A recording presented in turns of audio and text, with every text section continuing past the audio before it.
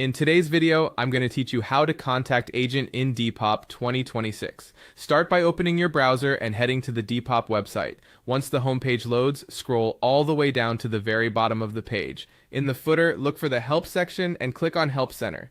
This takes you to Depop's official support hub where you can find articles and, importantly, a way to reach a support agent.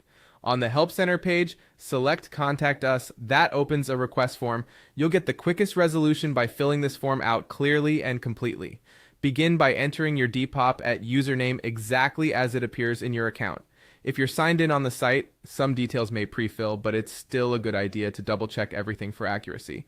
Next, choose the option that best answers the question, what can we help you with? Pick the category that most closely matches your situation, like account, buying, selling payments, or shipping. Choosing the right topic helps your request reach the correct team faster. You'll see a subject field, which is optional. Even though it's not required, a short, specific subject line can speed things up. For example, you can summarize the issue in a few words so the agent knows what to expect. In the description box, explain what's happening in clear, simple terms. Include useful details such as any relevant order numbers, the listing title, the date something occurred, and whether you're the buyer or the seller. If you've already tried any troubleshooting steps, mention them so the agent doesn't repeat what you've done. Aim for concise, factual information so the team can verify and act quickly. There's also a product ID field, which is optional. If your request is about a specific listing, add that ID to help the agent locate it without back and forth. If you have supporting evidence, use the attachments option to upload screenshots, receipts, tracking details, or error messages. Clear, readable images and files greatly improve turnaround time.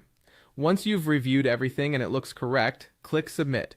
Depop will follow up via the email linked to your account. Keep an eye on your inbox and check your spam or junk folder just in case. When you receive a response, reply in the same thread so all context stays together and your case moves smoothly. That's it.